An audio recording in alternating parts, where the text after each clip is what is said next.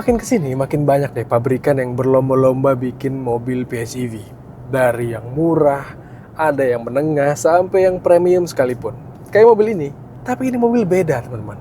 Ini rasanya beda, performanya lebih mantap, dan ini tuh mobil yang menunjukkan kelasnya. Karena ini adalah sebuah Mazda CX-80.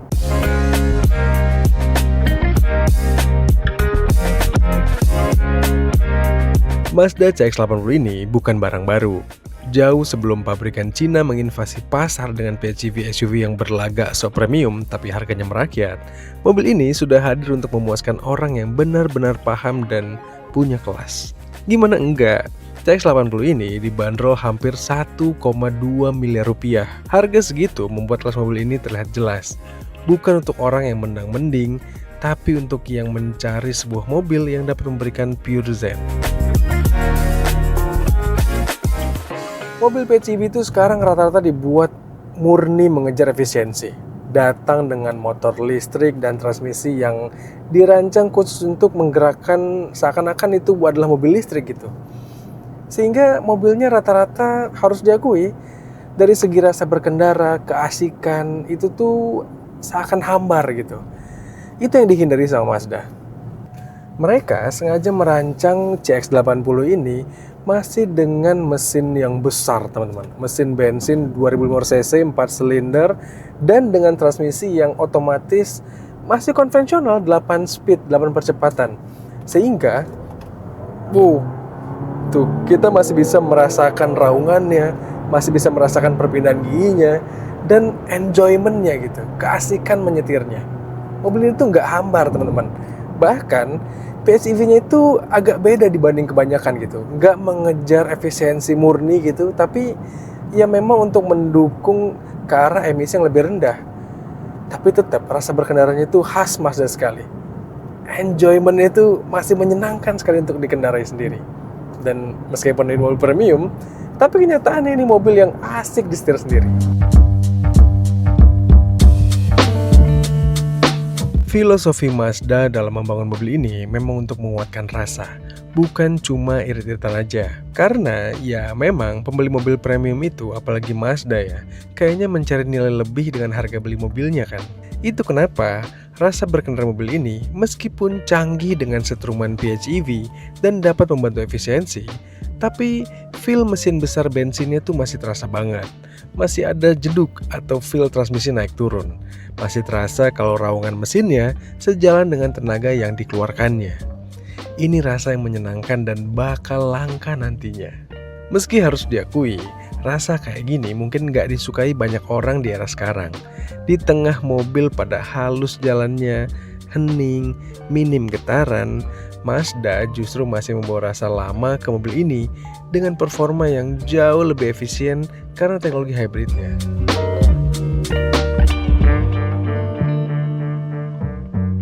Bicara soal efisiensi, ya sebagai mobil yang PHEV gitu ya, plug-in hybrid, udah jelas Mazda CX-80 ini meskipun badannya bongsor, tapi ini mobil bisa irit. Ini mobil berpotensi bahkan kita pakai sehari-hari dari rumah ke kantor gitu ya, tanpa perlu keluar uang bensin. Gini, misalnya kita dari rumah ke kantor jaraknya nggak nyampe 20 kilo, nggak nyampe 30 kilo sekalipun masih oke. Karena mobil ini kalau dicas penuh baterainya, itu tuh diklaim bisa membawa kita sampai dengan 60 km. Bahkan lebih teman-teman. Kami udah ngetes mobil ini dari baterai 100% sampai baterainya 0%, itu tuh bisa lebih dari 60 km. Sehingga kalau kita dari rumah ke kantor misalnya gitu ya, jaraknya katakanlah 30 kilo gitu. Ya kita pagi berangkat dari rumah ke kantor, sampai kantor baterai berarti sisa 50%. Dari kantor pas pulang ke rumah dengan jarak yang sama pastinya, ya sampai rumah baterainya habis, tinggal kita cas lagi. Sehingga ya kita nggak perlu isi bensin. Asalkan kita di rumah punya wall charger sendiri. Atau pakai portable charger sekalipun, selama daya listrik rumah mampu, ya ini mobil bisa dicas teman-teman. Ngecasnya, kami kemarin ngetes pakai AC charging maksimal di 7 kW.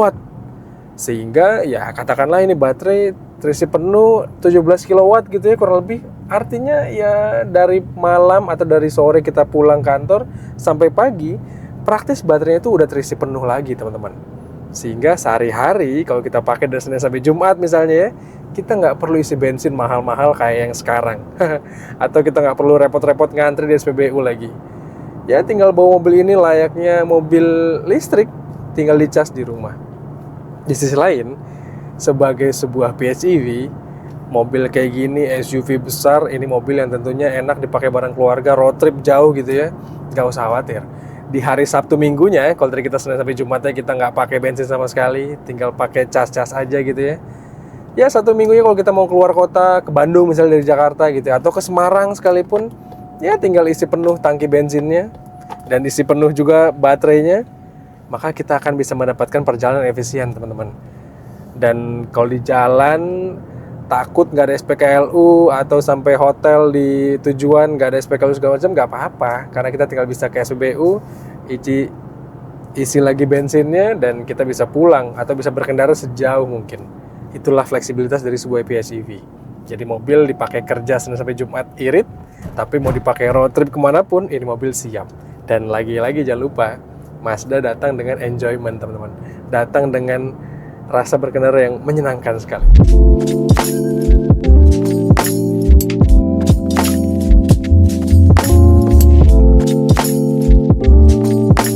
Mazda just being Mazda. Mobil ini juga hadir dengan rasa berkendara yang luar biasa menyenangkan. Perlu diingat, mobil ini punya proporsi tubuh yang besar dan dengan wheelbase yang jenjang. Tapi dipakai sehari-hari rasanya nggak menakutkan sama sekali. Bahkan untuk dipakai berputar balik, selap-salip di perkotaan pun rasanya mudah aja. Terus kami juga jatuh cinta dengan karakter setir mobil ini yang sangat nurut, komunikatif, dan bobotnya terasa pas.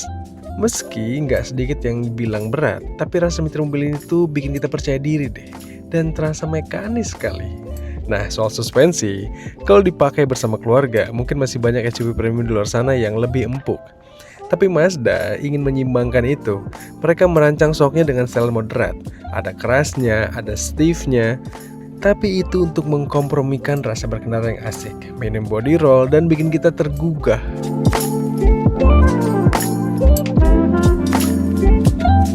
Tapi setelah kami tes panjang, kami menemukan beberapa kekurangan yang sedikit mengurangi rasa asiknya berkendara dari mobil ini. Yang pertama, ini mobil hadir dengan transmisi yang konvensional teman-teman, otomatis 8 percepatan, yang sebenarnya asik, bikin kita jadi punya sensasi berpindah gigi, raungannya natural rasanya, nggak yang dibuat seakan-akan suara buatan gitu, enggak.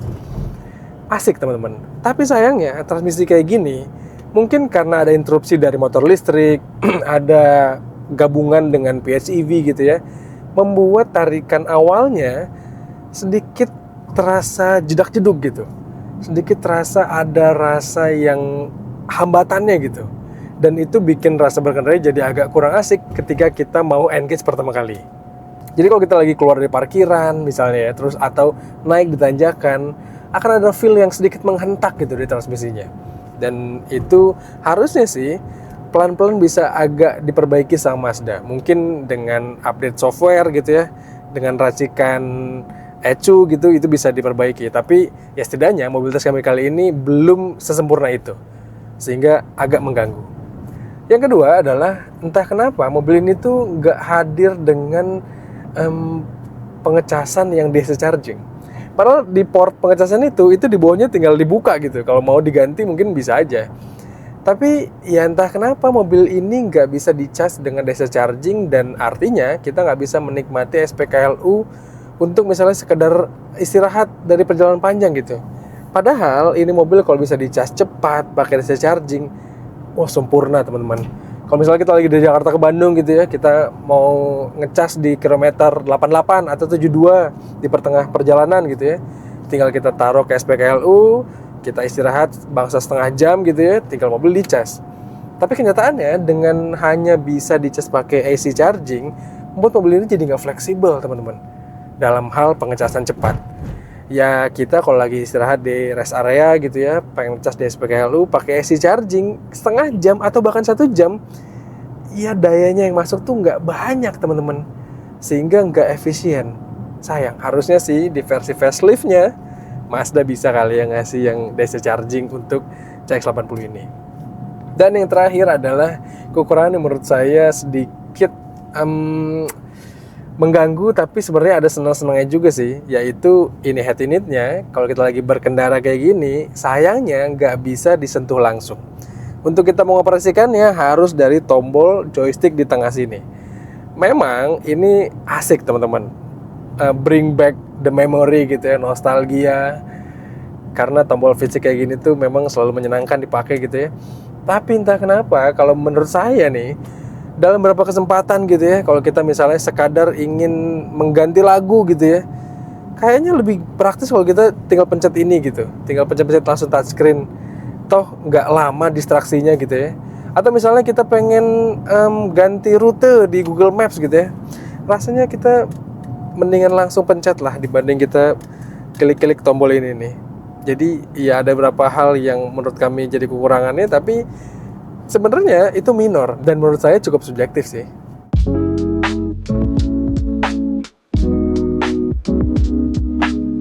Mazda sejak lama sebenarnya punya concern lebih untuk urusan safety seperti ini. Makanya mereka masih kasih kita banyak sekali tombol fisik dan semuanya jelas untuk memudahkan kita. Ada tombol kamera 360 derajat, terus untuk motor spion masih ada dikasih juga. Mode berkendara pun masih dengan mudah dapat kita ganti-ganti. Sampai tuas transmisi yang unik kayak gini menunjukkan kelas dari Mazda yang ingin lebih memanjakan kita-kita para pengemudinya. Toh dengan tombol yang banyak kayak gini, desain interior atau spesifiknya kokpit dari CX-80 bisa tetap keren kan? Apalagi dengan material yang dipakai dan dengan ornamen yang dibuat sangat nyaman dipandang atau bahkan disentuh. Kami juga suka banget sama cara Mazda meracik ADAS di mobil ini dengan lengkap, tapi dipakainya itu bisa kita pilih-pilih gitu, mana yang kita mau, mana yang enggak, dan enggak mengekang. Biasanya kan mobil kekinian itu sistem ADAS-nya itu kayak terlalu kaku gitu. Kalau kita matiin, baru kita jalan bentar, kita matiin mobil, nyalain lagi, fiturnya nyala lagi gitu ya, otomatis. Kalau di Mazda ini enggak. Kalau kita misalnya mau pakai fitur ADAS yang salah satunya aja gitu, kita nggak mau pakai semuanya. Misalnya kita mau matikan fitur apa nih, collision avoidance gitu misalnya, kita matiin. Lalu kita pakai mobilnya, kita matiin mobilnya, dan ketika kita pakai lagi, maka fitur itu akan tetap mati teman-teman. Jadi dia nggak yang mengekang kita gitu. Jadi itu fitur yang memudahkan dan terasa premiumnya. Selain itu, ADAS mobil ini juga gampang banget dipakainya. Banyak tombol-tombolnya, jelas informasinya, dan ya gampang untuk kita pakainya. Dan bisa menyesuaikan dengan karakter jalan Indonesia yang cukup dinamis teman-teman. Itu yang bikin mobil ini punya fitur ADAS yang menurut kami salah satu yang nyaman ketika dipakai. Dan fitur lain juga yang menunjang ke premium mobil ini adalah nih, misalnya di atas kita bisa lihat atapnya pakai panoramic sunroof.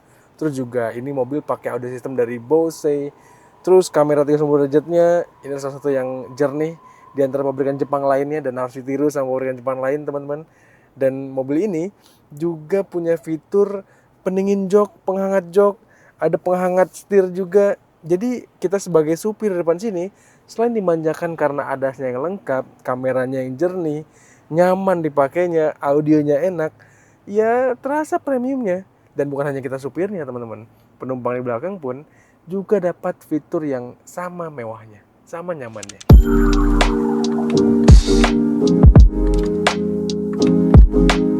Perlu diingat, Mazda merancang mobil ini untuk ditumpangi banyak orang. Setidaknya 6 orang dewasa dapat duduk nyaman di mobil ini. Di baris ketiganya pun ada ruang yang lega dan dengan fasilitas yang cukup memadai. Meski menurut saya yang punya tinggi 170 cm, duduk di jok paling belakang ini akan mudah bikin kita lelah kalau jalan jauh. Karena alas joknya kurang lebar untuk menahan area paha. Nah, posisi paling premium untuk menikmati perjalanan di CX-80 ini jelas ada di tengah. Konfigurasi jok model captain seat dengan material yang sangat berkualitas, terus ada konsol tengah yang juga sportif kayak gini, jelas membuat kita bisa lebih rileks di perjalanan.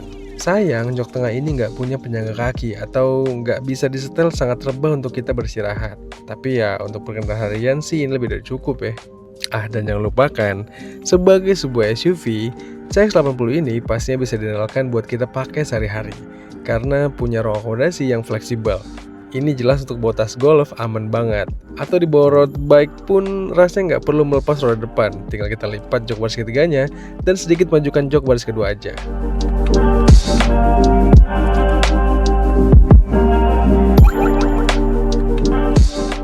Tampilan mobil ini juga menunjukkan kelasnya teman-teman. Nggak mencoba bermain agresif, tarikan garisannya itu pas aja, kelihatan slick gitu, kelihatan mewahnya, dan nggak coba bermain dengan kebanyakan chrome atau terlihat seperti sangat sporty gitu, enggak.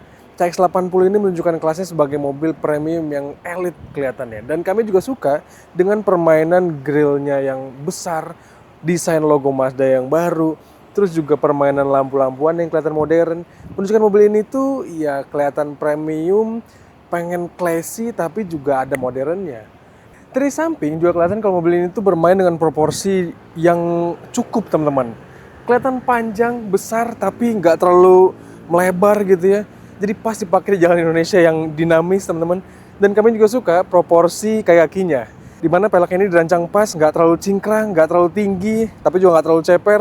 Dan jangan lupakan, ini mobil hadir dengan ground clearance yang cukup tinggi sehingga kita fleksibel, mau dipakai agak belusukan sekalipun.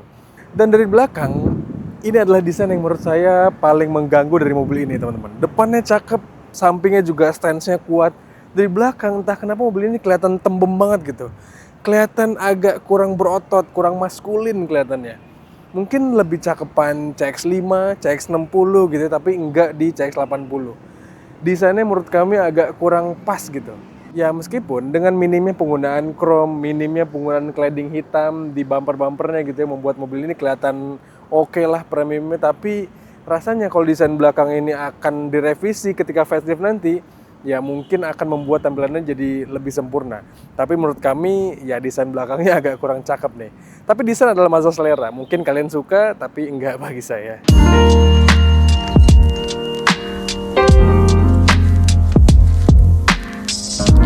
Mazda memang selalu filosofis dan mengutamakan nilai ketika membuat produk. Dalam hal ini, CX-80 bermain anti-mainstream dengan karakter performanya yang buas tapi tetap bisa bermain efisien. Lantas, untuk urusan desain, juga CX-80 ini memukau dengan segala detail dan kemudahan untuk digunakan.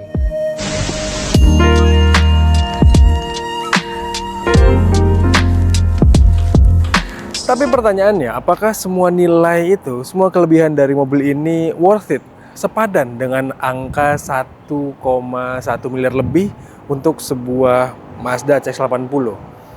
Menurut kami sih, kalau kalian punya uangnya dan kalau kalian paham dengan Mazda, mobil ini worth it teman-teman. Tapi menurut kalian gimana? Apakah CX-80 ini layak dipertimbangkan?